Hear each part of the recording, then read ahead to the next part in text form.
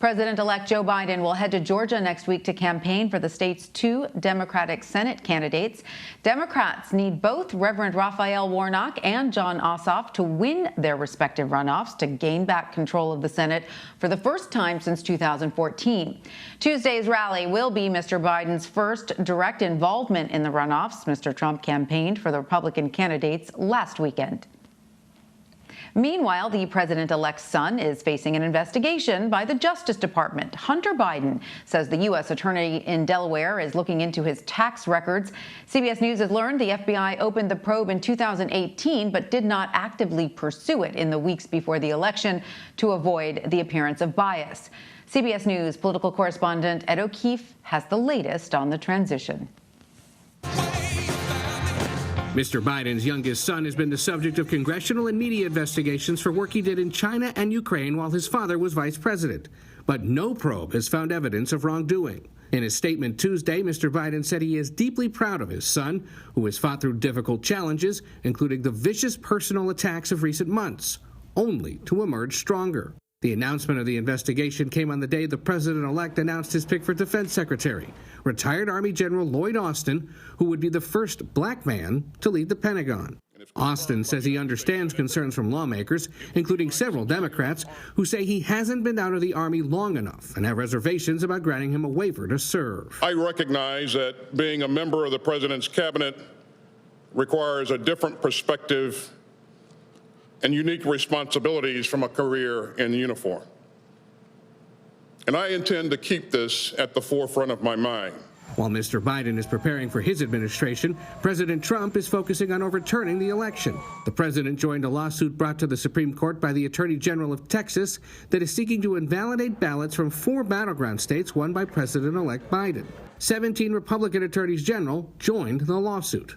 At a Hanukkah party at the White House, President Trump praised the new legal strategy. I want to thank Texas for starting it. They read the papers, and the papers were so compelling that everybody's just joining. For more on the presidential transition, I want to bring in CBS News political reporter Rebecca Kaplan. Hi, Rebecca. Great to see you.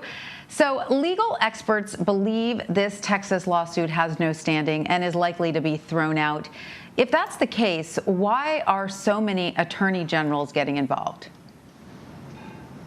Well, Tanya, this essentially boils down to a loyalty test for the president. We have seen over the last 4 years just how much he has completely remade the Republican Party in his image.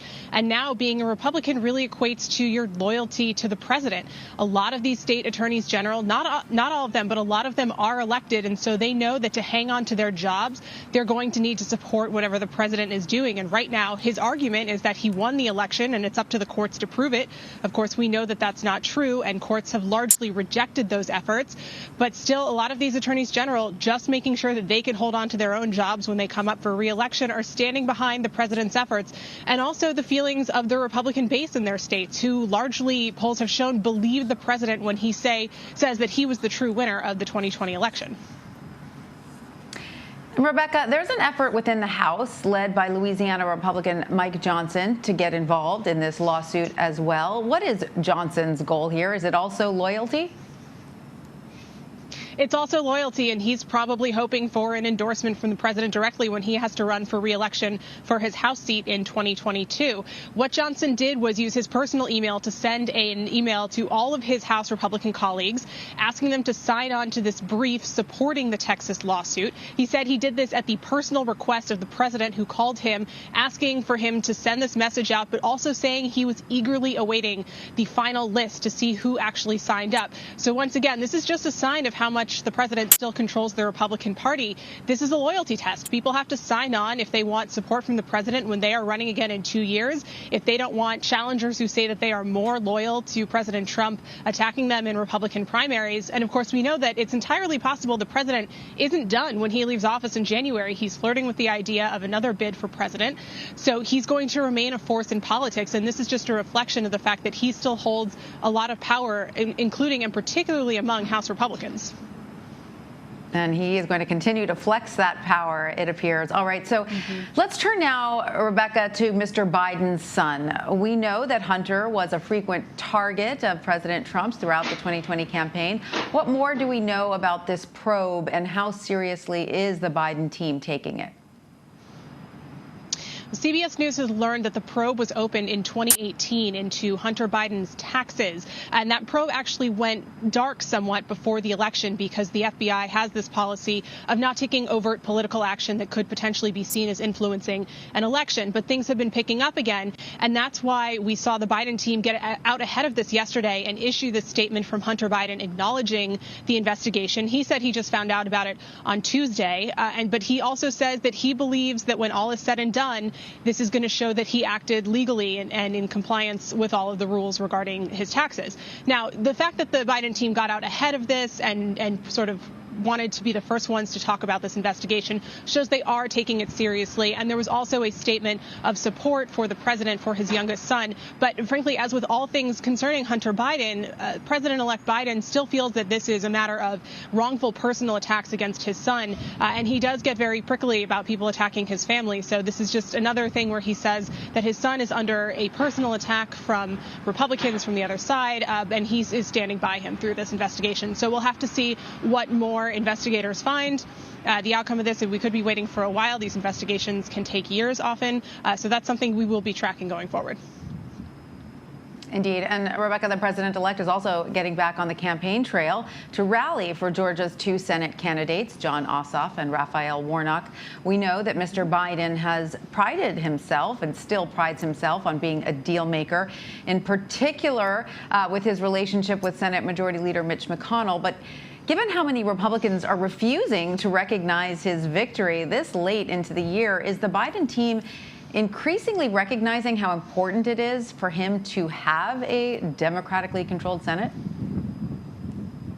Absolutely, Tanya. And it's hard to overstate how important a Democratic Senate is going to be for just about everything that Joe Biden wants to get done while he is president. Just look alone at all of the people he has named to his cabinet in the last several weeks. All of those people, or a lot of those people, not every single one, but a lot of those appointments are going to need to go through Senate confirmation. And that process gets much, much easier if you have 50 Democrats plus his Vice President Kamala Harris there to vote in favor of those nominees and let the president-elect start out with the cabinet he wants, with the team of advisors he wants around him. Anything else he's going to have to get done, once again, he is going to need a Democratic Senate.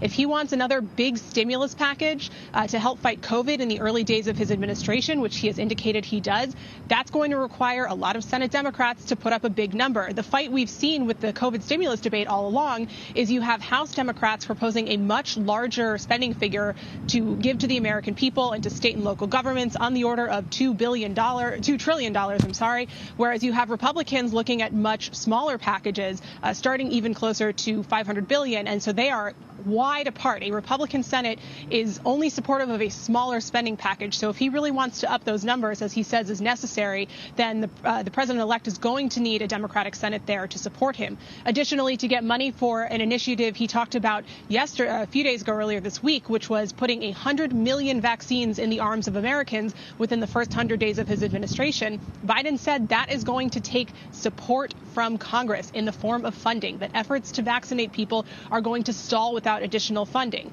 You look to other policy objectives, any sort of climate bill, any sort of immigration bill, any sort of changes or bolstering of the Affordable Care Act that the president-elect has said he wants to be an important part of his legislative footprint while he's president. That's all going to take a Senate and a House that's willing to work with him. So you really cannot overstate, as I said, how important it is that he gets those two additional Senate seats in Democratic hands